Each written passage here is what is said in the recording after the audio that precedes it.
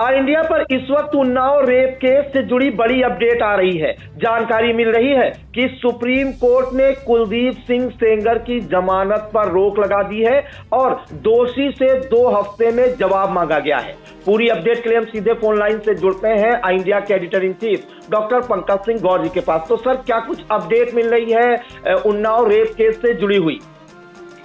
देखिए प्रांशु, आपको बता दें कि उत्तर प्रदेश की निगाहें इस पर लगी हुई थी और खासकर उत्तर प्रदेश ही नहीं, पूरे भारत की निगाहें इस बात को लेकर लगी हुई थी, क्योंकि इस मामले में अभी दिल्ली हाई कोर्ट ने एक आदेश दिया और आदेश को चुनौती दी गई।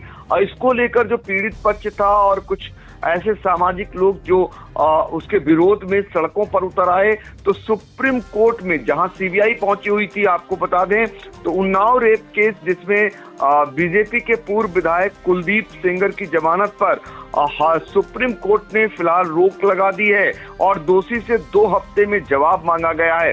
4 हफ्ते बाद इस पूरे मामले की सुनवाई होगी। तो आप समझ लीजिए कि इस मामले पर चूंकि सत्ता पक्ष और विपक्ष, सत्ता पक्ष जहां खामोश है वहीं विपक्ष हमलावर था। कांग्रेस इसको लेकर जो है सड़कों पर उतरी हुई थी और कांग्रेस इसको प्रोटेस्ट कर रही थी। पिछले दिनों देखा होगा कि पीड़िता की मुलाकात होती है कांग्रेस नेता राहुल गांधी और सोनिया गांधी से और ये कहा जाता है कि उन्हें न्याय दिलाया जाएगा।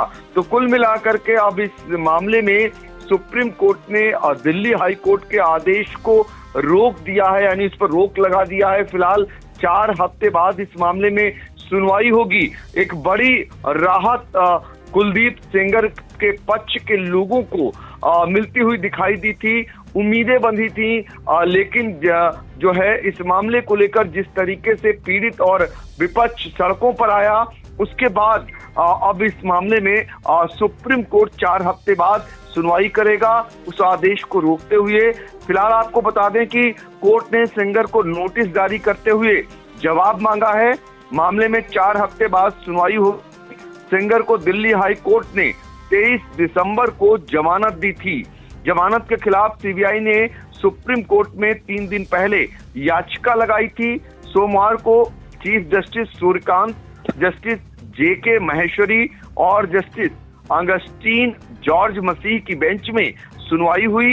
बेंच ने दोनों पक्षों की करीब जो है 40 मिनट तक दलीलें सुनी और इसके बाद आपको बता दें चीफ जस्टिस की ओर से ये कहा गया कि कोर्ट को लगता है कि मामले में महत्वपूर्ण सवालों पर विस्तार से विचार जरूरी है। आमतौर पर कोर्ट का सिद्धांत है कि किसी दोषी या विचाराधीन कैदी को रिहा कर दिया गया हो तो बिना उसे सुने ऐसे आदेशों पर रोक नहीं लगाई जाती। लेकिन इस मामले में परिस्थितियां अलग हैं, क्योंकि आरोपी दूसरे मामले में पहले से दोषी ठहराया जा चुका है। ऐसे में दिल्ली हाई कोर्ट के 23 सितंबर 2025 के आदेश पर रोक लगाई जाती है। तो कुल मिलाकर के ये चीफ जस्टिस की ओर से कहा गया है और इसमें अंदर जो सॉलिसिटर जनरल हैं तुषार मेहता, उनका भी आपको सुना देते हैं कि इससे पहले उन्होंने कोर्ट में क्या कुछ कहा था। उन्होंने कहा कि ये भयावह मामला है, धारा 376 और पॉक्सो के तहत आरोप तय हुए थे। ऐसे मामलों में न्यूनतम सजा 20 साल की कैद हो सकती है, जो पूरी उम्र की जेल तक बढ़ाई जा सकती है। तो सीजीआई ने कहा कि फिलहाल अदालत हाई कोर्ट के आदेश पर रोक लगाने के पक्ष में है। सीजीआई ने तुषार मेहता से भी पूछा, क्या पीड़िता नाबालिग नहीं है, तब भी क्या न्यूनतम सजा लागू होगी? इस पर मेहता ने कहा, कानून में संशोधन के बाद न्यूनतम सजा 20 साल तय की गई है। इधर पीड़ित के समर्थन में प्रदर्शन कर रही महिला कार्यकर्ताओं की पुलिस से झड़प होनी बताई जा रही है। तो कुल मिलाकर के इस मामले को लेकर के एक्टिविस्ट हैं योगिता भयाना, जो लगातार इसका विरोध कर रही थी हाई कोर्ट के आदेश आने के बाद। तो वो कहीं ना कहीं उनका भी बयान आया। उन्होंने कहा आज हमें न्याय मिलेगा और सुप्रीम कोर्ट जरूर समझेगी। इस तरीके का उनका पहले ही बयान आ चुका था। तो कुल मिलाकर के अब इस पर एक नई बहस भी छिड़ जाएगी, क्योंकि एक तरफ दिल्ली हाई कोर्ट जो है जमानत देती है कुलदीप सेंगर को, दूसरी तरफ सुप्रीम कोर्ट में फिर से उस मामले की सुनवाई होती है और इसमें तमाम बिंदुओं को लेकर जो कानून के जानकार हैं उनके बीच भी अब आने वाले समय में बहस छिड़ती हुई नजर आएगी। प्रियांशु, ये है अपडेट अब तक का। जी बिल्कुल, तो देखिए बड़ी अपडेट आ रही है इंडिया पर।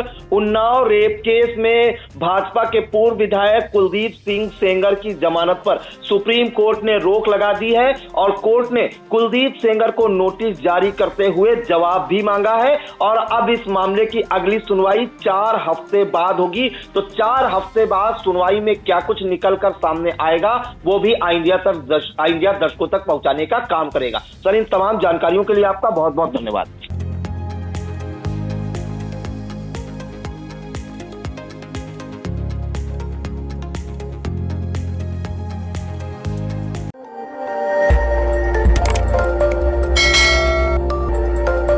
खबर आपकी, नजर हमारी। देखते रहिए आई इंडिया।